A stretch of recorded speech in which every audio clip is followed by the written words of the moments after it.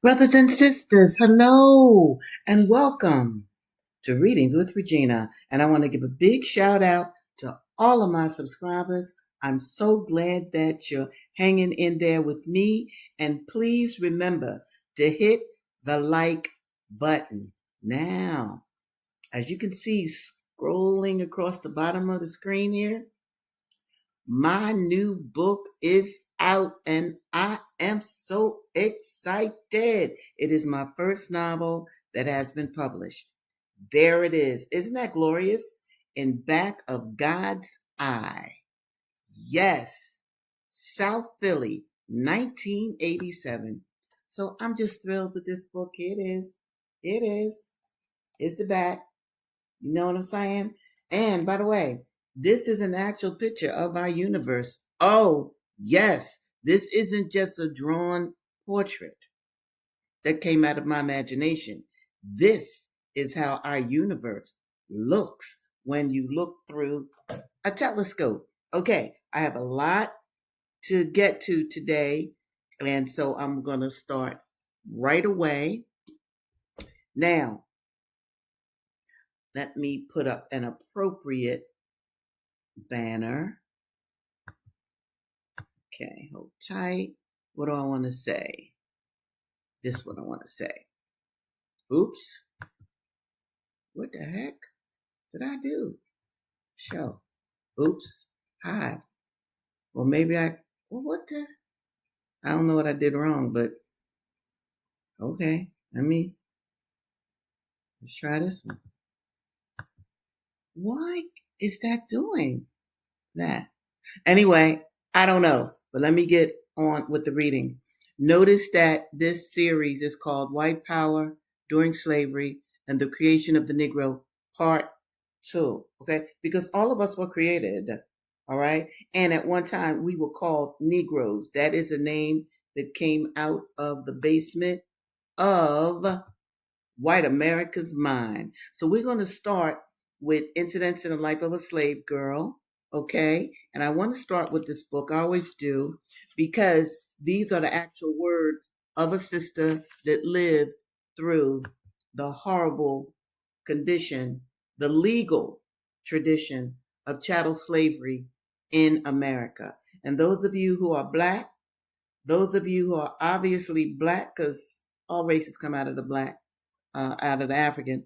But the point is, those of you who are obviously black, you must know your history. And those of you who are not obviously black, you should absolutely know the history of this country and its effect on black people. Because those of you who have come over here, you are living off of the work for free for centuries of African people. Here we go. Now, this is Dr. Flint and Linda Brent. You know, she's just had her baby, and he's just reminded her that her baby belongs to him. Now, remember what this episode is called: White Power.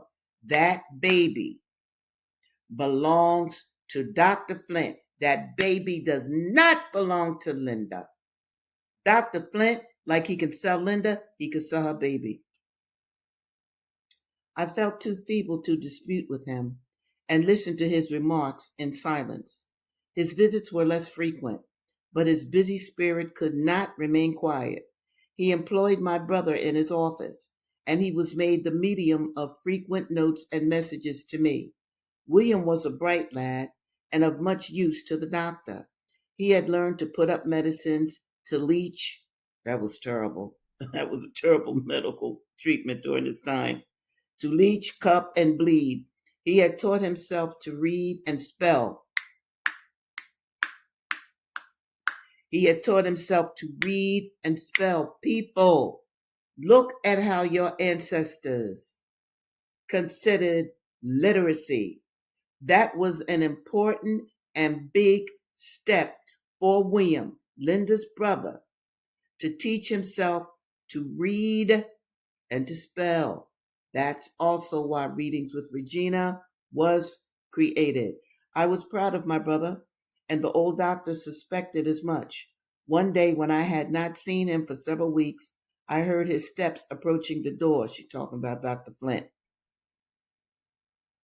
I dreaded the encounter and hid myself.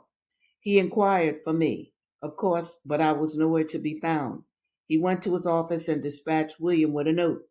The color mounted to my brother's face when he gave it to me, and he said, quote, "Don't you hate me, Linda, for bringing you these things?" End of quote. I told him I could not blame him. He was a slave and obliged to obey his master's will. The note ordered me to come to his office. I went. He demanded to know where I was when he called. I told him I was at home. He flew into a passion and said he knew better. Then he launched out upon his usual themes. My crimes against him. See how nutty this enslaver is?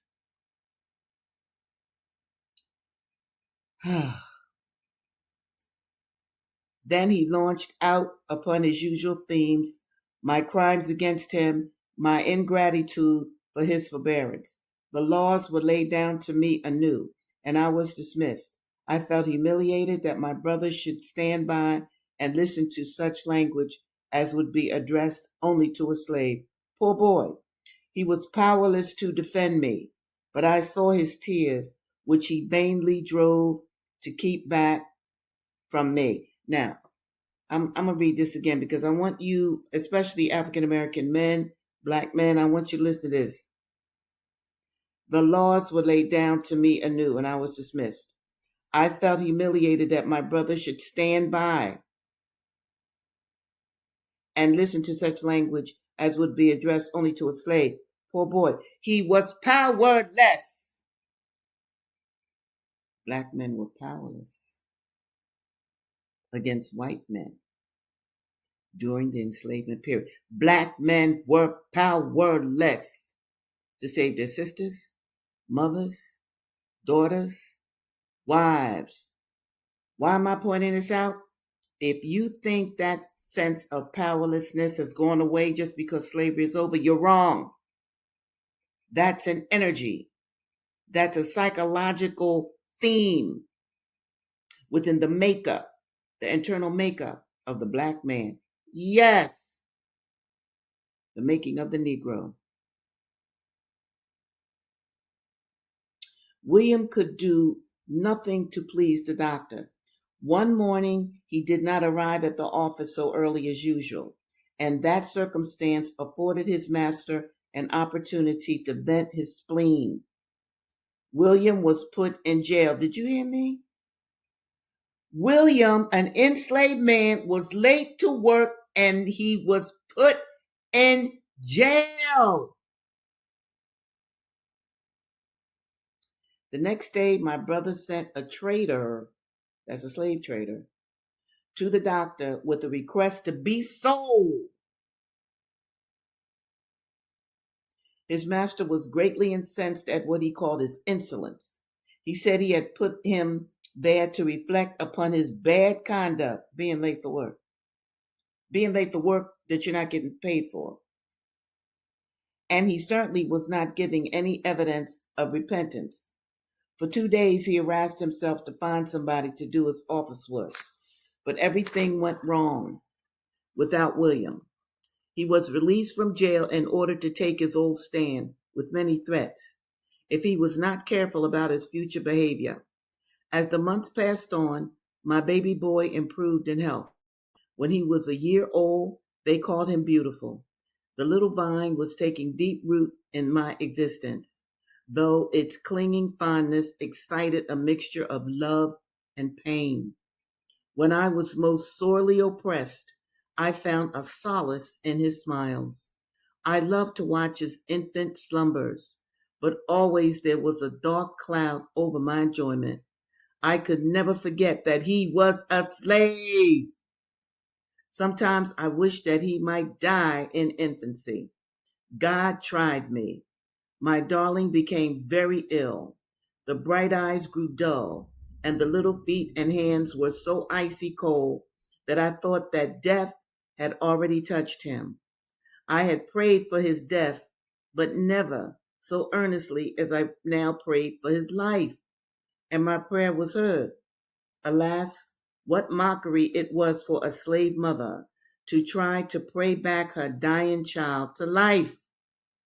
Death is better than slavery. People, do you hear me? Death is better than slavery. It was a sad thought that I had no name to give my child. His father caressed him and treated him kindly whenever he had a chance to see him. He was not unwilling that he should bear his name, but he had no legal claim to it.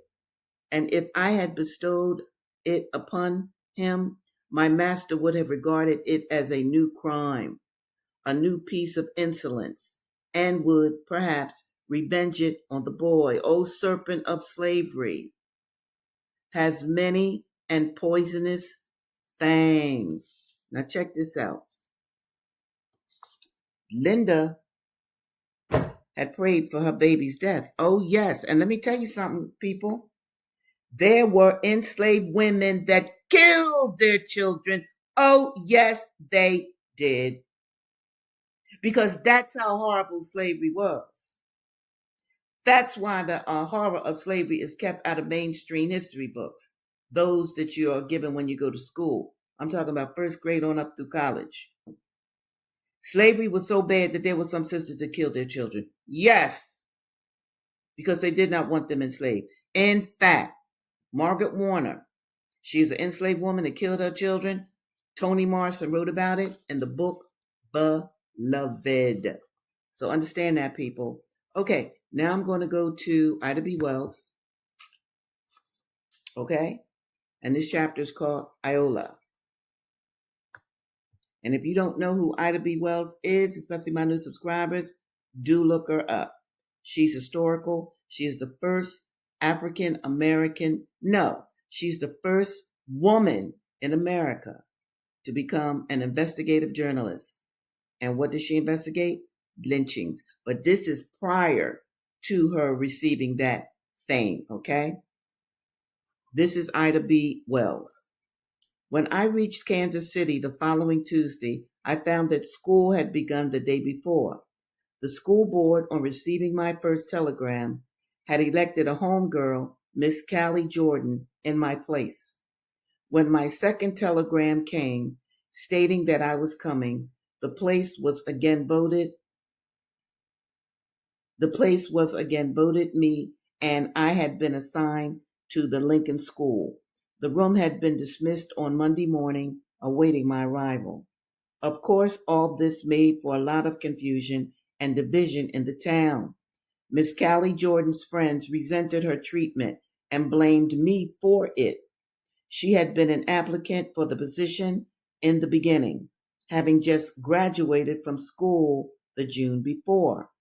The board was very eager, though, to have experienced teachers in the school, and knowing that she had had no experience, was quite willing to pass her up for me, who had received testimonials as to efficiency from Memphis. I went right to school that day and was given the fourth grade room. The principal and most of the teachers were friends of Miss Jordan's, and they showed themselves to be hostile and resentful. Being very sensitive, I was much hurt over their attitude. When I thought of how united all these friends had been in entertaining the Memphis teachers when we had passed through on the way to the National Education Association 2 months before, I could not bear to be a disturbing influence. I taught through the day, however, and held my room until quiet and order had been established. Then I dismissed it as if I were coming back the next day. I went straight to the principal's office, wrote out my resignation, and gave it to him. Then went home to face Mr. Bowser, Mr. Yates, and Mr. Coles, and others. They felt I had deserted them, but I stood firm and insisted on leaving for Memphis. I did not tell them of the attitude of the teachers. These men were all principals of schools in Kansas City, and I believe they were honestly trying to get experienced teachers in the school.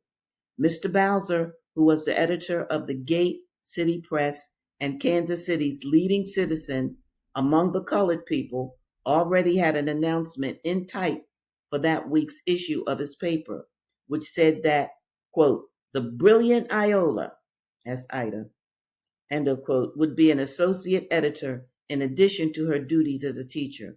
I was very sorry to again seem ungrateful to friends who had tried to show their appreciation of me, but I felt that I was right in so doing, especially when my position in Memphis was still awaiting me. I left Kansas City that night and walked into the teachers' meeting in Memphis the following Saturday morning, in time to receive my assignment for the coming year. My superintendent, Captain Collier, was surprised to see me. He told me that he had already replied to a letter to Superintendent Greenwood of Kansas City, giving me the highest testimonials as to character and efficiency. I thanked him for having done so, but reminded him that I had sent no resignation to him, and therefore he could not consider my place vacant until I had done so. This is how it came about that in the year 1886, I had taught in 1 month in the state of California, Missouri, and Tennessee, 4 days in Visalia, that's in California, 1 day in Kansas City, and the remainder of the school year in Memphis. I never cared for teaching, but I had always been very conscientious in trying to do my work honestly. There seemed nothing else to do for a living except menial work, and I could not have made a living at that.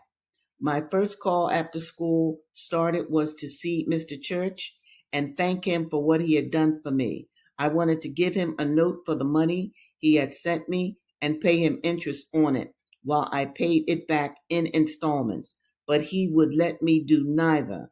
And so I never rested until I had paid him in full. My gratitude for his kindly act and his trust in a girl, and she was still a girl. I don't even know if she's 20 yet. He knew only by reputation warms my heart today, even when I think of it now. Now, you know, people, I want to point this out again to you. Ida had a great reputation, a great reputation. So the schools, many schools, were eager to have her. Why? Because she was diligent. She could read and write, of course. Her enslaved parents, don't ask me how they did this, had taught her to read and to write when she was a baby girl. So by the time she became a teenager, she, and I keep saying this, was able to pass a teacher's exam. And all those different cities wanted her services. Why? Understand this. This is the 1800s. Black people are just getting out of slavery. They needed good teachers. And what I also loved during this period, look at the Black organizations that hung in with Black people and helped Black people. That's very important for you to know and to think about right after slavery. Now I'm going to go to our heroine, Assata Shakur, and I'm reading now about her childhood. Okay, here we go. All right, where did I stop? Here we go. She's in school, elementary. She could already read. She could already write. Her grandparents had taught her. Now she's talking about lessons that she was learning on war. They made war sound so glorious in school, so heroic, but the wars we had on the way home from school and in the playground were anything but glorious. Besides the cuts and scratches we received on our battleground, we were likely to get spanked for fighting or for getting our clothes dirty. I was pretty lucky in that respect. When my grandmother would discover that I was all in one piece, she wouldn't make too much of a fuss. I guess I looked pretty much the same after a fight as I did any other day when I came home from school. I was a natural tomboy and a natural slob. My blouse was always hanging out of my skirt. One of my socks always fell down in my shoe, and my hair always flew wild around my head. I always managed to get something torn and dirty, and because I was awkward and clumsy, I always looked like a victim of 50 wars. Most of our fights started over petty disputes like stepped on shoes, flying spitballs, and the contested ownership of pens and pencils. But behind our fights, listen carefully, but behind our fights, self hatred was clearly visible. Quote, nappy head, I catch your ass, you going to be dead. This is what the kids would say. Another quote, you think you black and ugly now? I'm going to beat you till you purple. I heard stuff like that when I went to school. Another quote, you just another nigger to me. I'm going to show you what I can do with niggas like you. Another quote, you better shut your big blubber lips. We would call each other jungle bunnies and bush boogies. We would talk about each other's ugly big lips and flat noses. We would call each other pickaninnies and nappy head so-and-sos. Act your age, not your color. I heard that. Act your age, not your color. Do you see the beginning of the Negro coming out of the slavery period? Ida B. Wells might not have felt like that, but many, if not the majority of black people did. We called each other all those names. I remember them. Okay? And Assata is only a few years older than me. I remember this. You call somebody black? Oh my Lord. Hey, you're going to have to fight. You're going to thank me when I'm through with you. I'm going to beat you so bad. I'm going to beat the black off of ya. Black made any insult worse. When you called somebody a bastard, that was bad.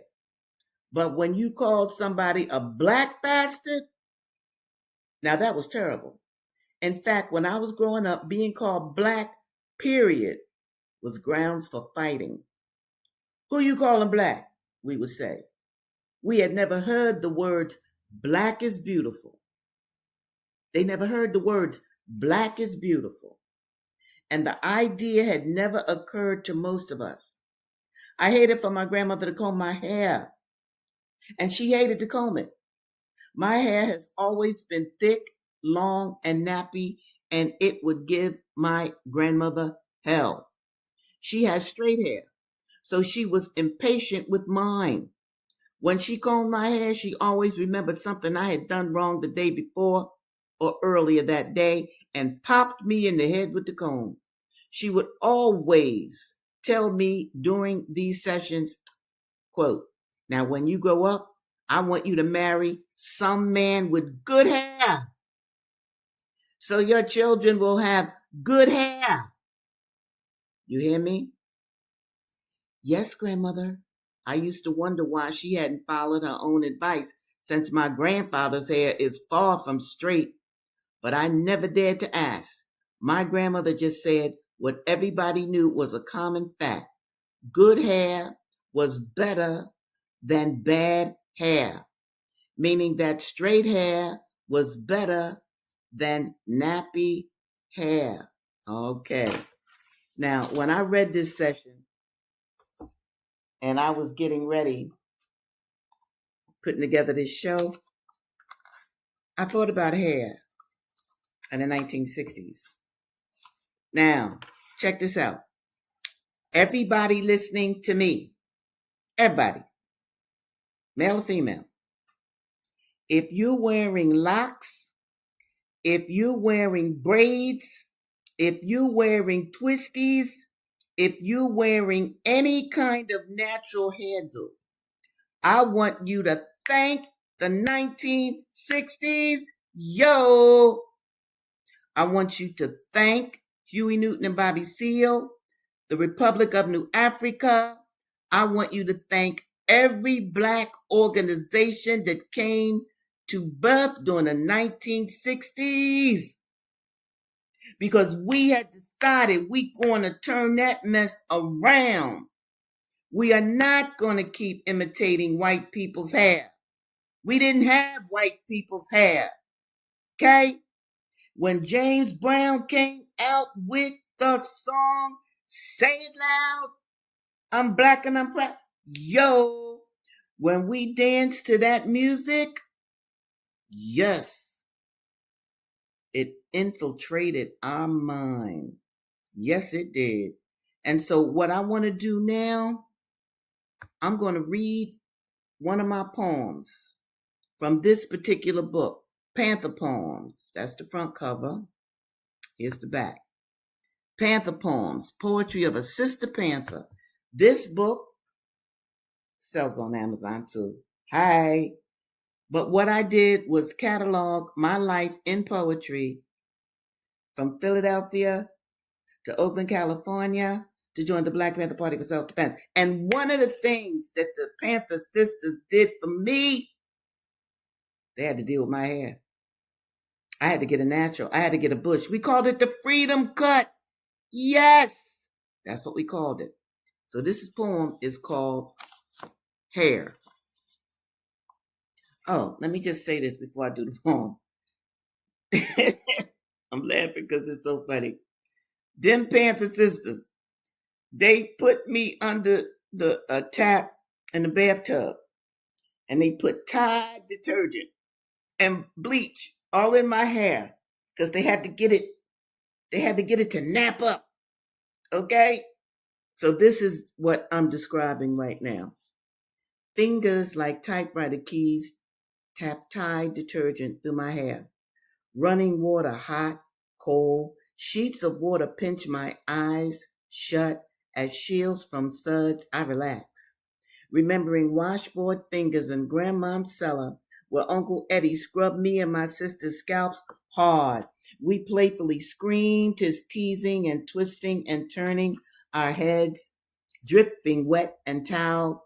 Now back in California, with patches of Tide and vinegar dripping in the tub, I'm remembering my Uncle Eddie, who called me a militant midget.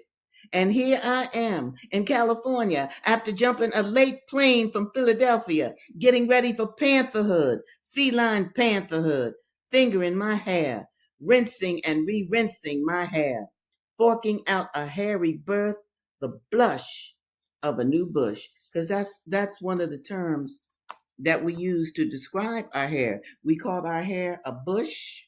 We called our hair a freedom. Yes, we did. Let me see if I can show this. If you can see this person right here, that's me. After my Panther sisters put Tide on my hair, yes, put bleach on my hair, washed it out. Then they had tiny, tiny, tiny little curlers so that my hair would bush up. All of these sisters in this book cover, these are my Panther sisters. I particularly remember these two. Oh, Brenda. Oh, my goodness. It's wonderful to see them. Yes. So listen, because this is important what I'm about to share with you. We stopped caring what Black people thought of their hair. We stopped caring and idolizing perms and straightened hair. Now, those of you listening to me, if you got straightened hair, I'm not busting on you. I'm not. But what I am, though, showing you is that when Black people stood up and we said we were no longer Negroes, yes, we did. We said we were Black. We made Black beautiful. It wasn't beautiful before the 1960s. That's what Assata was saying. But when the 1960s hit, hold on. And brothers like that stood up and said, you know what? We're going to stop police brutality. We're going to stop white power. We're going to do for our own community. Yo, yes, hey. That changed everything. And let me just say this to you too, people. We didn't know what we were doing. We didn't know that we were actually going to change the styles of Black women's hair. That was not on our mind. All that was on our mind is we wanted to be our true Black selves. And we did not want to keep imitating white folks. That's what we knew. Okay? Let me show you another brother real quick before I sign off. I love this guy. Get his book too. Jalil Amutakim. He did 40 years for you. Yes, he did. He was a Panther and then he was a BLA member along with Assata. Ho! So when we decided, hey, we ain't going to imitate white folks no more with this hair on. We're going to love ourselves enough to let our hair be its natural nappy self. And guess what? The hairdressers, especially the black ones, probably mostly all the black ones, they said, well, okay, we got to figure out how to deal with this. Yes! So we changed the aesthetics, the hairdresser industry. Yes, we did. Then they came out with fork combs so we could fork our hair. Then they came out with all these gels just for the natural hair. So sisters and brothers of today, understand what the 60s did for you.